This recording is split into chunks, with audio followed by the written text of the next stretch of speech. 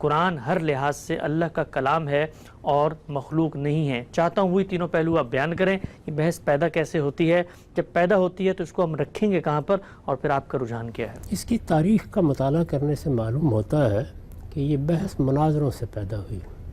یہ آپ کے علم میں ہے کہ سیدنا مسیح سے متعلق قرآن نے یہ بتایا ہے کہ وہ کلمۃ من اللہ تھے۔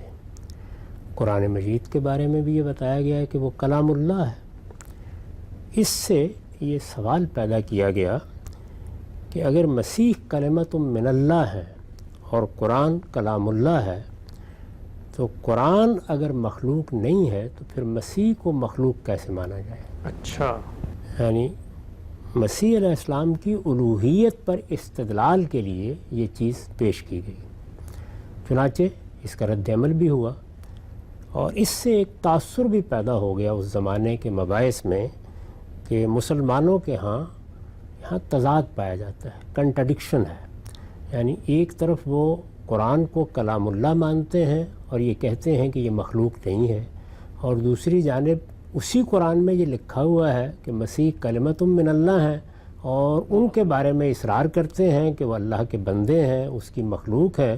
اور مسیحی عقائد میں یہ چیز کہ وہ اللہ تعالیٰ کی تجسیم ہے یا اللہ تعالیٰ ہی کا ظہور ہے یا اللہ تعالیٰ کے بیٹے ہیں یا اس نوعیت کی اور جتنی چیزیں کہی جاتی ہیں وہ سب شرک ہیں۔ اس سے ایک مسلمان کو اپنے آپ کو بچانا چاہیے اور مسیحی لوگوں کو بھی یہ تلقین کرنی چاہیے کہ وہ اس شرک سے نجات پائیں، کیونکہ یہ بات مسلمان بھی مانتے تھے، مسیحی بھی مانتے تھے اور اس سے پہلے یہود بھی، کہ شرک مذہبی جرائم میں سب سے بڑا جرم ہے۔ یعنی شرک، کفر اور ارتداد تین ہی بڑے جرائم ہیں، اور ان میں اگر سر فہرست رکھا جائے تو قرآن سے بھی معلوم ہوتا ہے کہ شرک ہے۔ چنانچہ قرآن مجید نے ایک سے زیادہ مقامات پر یہ کہا ہے کہ اللہ تعالیٰ ہر جرم اور ہر گناہ کو قاعدے کے مطابق معاف کر دیں گے لیکن شرک کو معاف نہیں کریں گے۔ تو یہ اس بحث کا پس منظر ہے۔ اس میں ظاہر ہے پھر مقابلے میں اہل سنت نے اپنا نقطہ نظر بیان کیا، معتزلہ نے اپنا نقطہ نظر بیان کیا۔ اس میں بدقسمتی یہ ہوئی کہ اس وقت کی خلافت پر معتزلہ کے اثرات ہوئے۔ اچھا، اور خود خلفاء میں یہ چیز پیدا ہو گئی کہ یہ تو ایسی بات ہے کہ ہر شخص کو منوانی چاہیے، ورنہ اس سے اسلام کو عالمی سطح پر اور اس کی دعوت کو بالخصوص اہل کتاب کے مقابلے میں بہت نقصان پہنچ جائے گا۔ چنانچہ محضر پر دستخط کروائے گئے، علماء کو مجبور کیا گیا۔ اس میں امام احمد بن حنبل نے، اللہ تعالیٰ ان کی قبر کو اپنے نور سے بھر دے، بہت غیر معمولی طریقے سے مزاحمت کی۔ اچھا، نے کہا کہ یہ کسی طرح بھی قابل قبول نہیں ہو سکتا، اور اس کی وجہ یہ ہے کہ اسلام کے عقائد میں ایسی کوئی چیز نہیں ہے۔ وہ بار بار یہ کہتے تھے کہ تم مجھے کسی بات کے کہنے پہ کیسے مجبور کر سکتے ہو جبکہ اللہ اور رسول نے مجھے مجبور نہیں کیا۔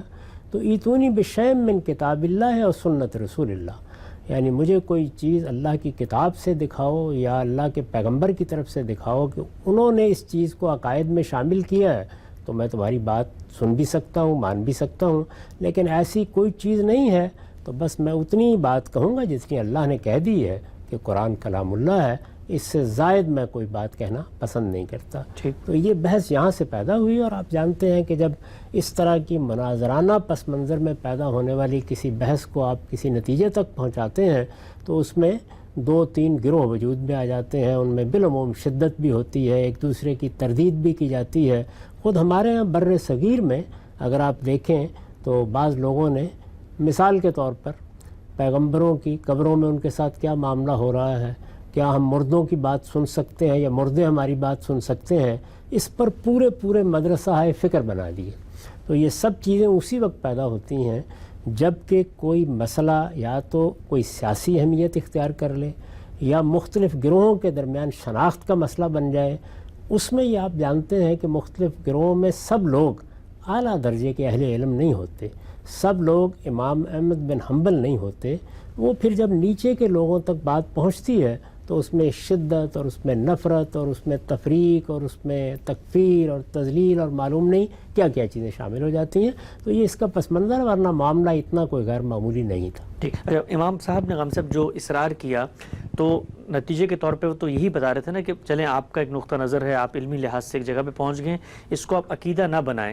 تو اب امام صاحب کا اپنا جو رجحان تھا کہ بھئی اللہ کا کلام ہے، مخلوق نہیں ہے، اس کو جو ہے عقائد کی فہرست میں شامل کر لیا گیا. یہ تو ایسے ہی ہے، اس پر ہم پہلے ایک اصولی بات کر چکے ہیں کہ اہل سنت نے جب اپنا نقطہ نظر بیان کرنا شروع کیا تو ان کے ہاں کیا چیزیں امتیازی بن گئیں، یعنی وہ کیا چیزیں تھیں جن میں وہ باقی لوگوں سے اختلاف رکھتے تھے. کیونکہ یہ سب سے بڑا مسلمانوں کا گروہ ہے. اس وقت بھی اگر تعداد کے لحاظ سے دیکھیں تو کہا جاتا ہے کہ مین سٹریم مسلمان تو اہل سنت ہی ہیں. جی بہت بڑا گروہ ہے، بہت جلیل القدر اہل علم اس میں پیدا ہوئے ہیں، اقتدار بھی اسی گروہ کے پاس رہا ہے. ٹھیک.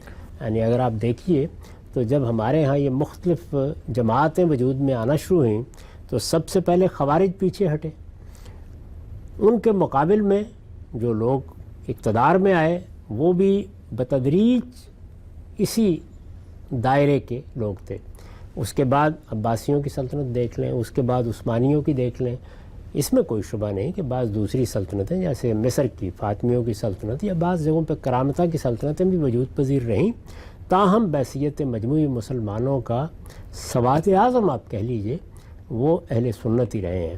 تو انہوں نے اپنی شناخت کے لیے جن چیزوں کو ضروری سمجھا کہ اپنا امتیاز قائم کریں، اس کے لیے عقائد کا لفظ اختیار کر لیا. یہ میں پہلے عرض کر چکا ہوں کہ میرا ایک نقطہ نظر ہے، آپ جب بھی مجھ سے سوال پوچھیں گے تو میں وہ بیان کروں گا. یہ بھی ہو سکتا ہے کہ کوئی آدمی میرے نقطہ نظر میں ان چیزوں کی ایک فہرست بنا لے جن میں میرا زاویہ دوسروں سے مختلف ہے. اس وقت ہم 23 اعتراضات پر گفتگو کر رہے ہیں. اب یہ 23 اعتراضات کے نتیجے میں ایک زاویہ نظر سامنے آتا ہے. جی. تو یہ 23 اعتراضات کے جواب میں جو زاویہ نظر سامنے آتا ہے وہ امتیازات بن سکتے ہیں. انہی کو مدرسہ فراہی کے لوگ یہ کہنا شروع کر دیں کہ ہمارے عقائد ہیں. تو میں نے اس لیے توجہ دلائی تھی کہ اس لفظ کے استعمال میں بہت احتیاط برتنی چاہیے. عقائد ہمارے وہی ہیں اور وہ سب مسلمانوں کے یکساں ہونے چاہیے. وہی ہیں جو اللہ کے آخری پیغمبر نے حدیث جبریل میں سوال کے جواب میں بیان کر دیے، قرآن میں بھی وہی بیان ہوئے ہیں. اور اگر آپ باقی دین کے تمام پہلوؤں کا جائزہ لیں تو اس میں بھی ہر جگہ یہی حقیقت واضح کی گئی ہے. اس میں لفظ کا اشتراک نہیں ہونا چاہیے. اس کو آپ کسی دوسرے طریقے سے بیان کرنا چاہیں کر دیں، اور بیان کرنے کی میں تو خیر کوئی ضرورت بھی محسوس نہیں کرتا. یہ آخر کیوں تکلف کیا جائے؟ بس ٹھیک ہے، فلاں معاملے میں قرآن مجید کی آیت کی تفسیر میں میرا زاویہ نظر یہ ہے، آپ کا زاویہ نظر ایک دوسرا ہو سکتا ہے، کسی اور کا کوئی تیسرا ہو سکتا ہے. تو اس کو علمی اختلافات کے ذیل میں بیان کریں، ان پہ گفتگو بھی کریں. اس میں یہ بھی ہو سکتا ہے کہ کوئی اعتراض ہو تو اس کا جواب دے دیں، اپنا استدلال واضح کر دیں. لوگ خود فیصلہ کر لیں گے کہ ان کو کیا چیز اختیار کرنی ہے. لیکن آپ جانتے ہیں کہ جب اس طرح شناخت کا مسئلہ پیدا ہوتا ہے تو پھر ان امتیازات کو لکھا بھی جاتا ہے، ان کو بیان بھی کیا جاتا ہے، ان کی بنیاد پر فتوے بھی صادر ہوتے ہیں. تو ہم نے اصولی بات کر دی تھی کہ اس سے اجتناب کرنا چاہیے. باقی آراء قائم کرنے میں کوئی معنی نہیں ہے، وہ ہم بھی قائم کر رہے ہیں، دوسرے لوگ بھی قائم کرتے ہیں.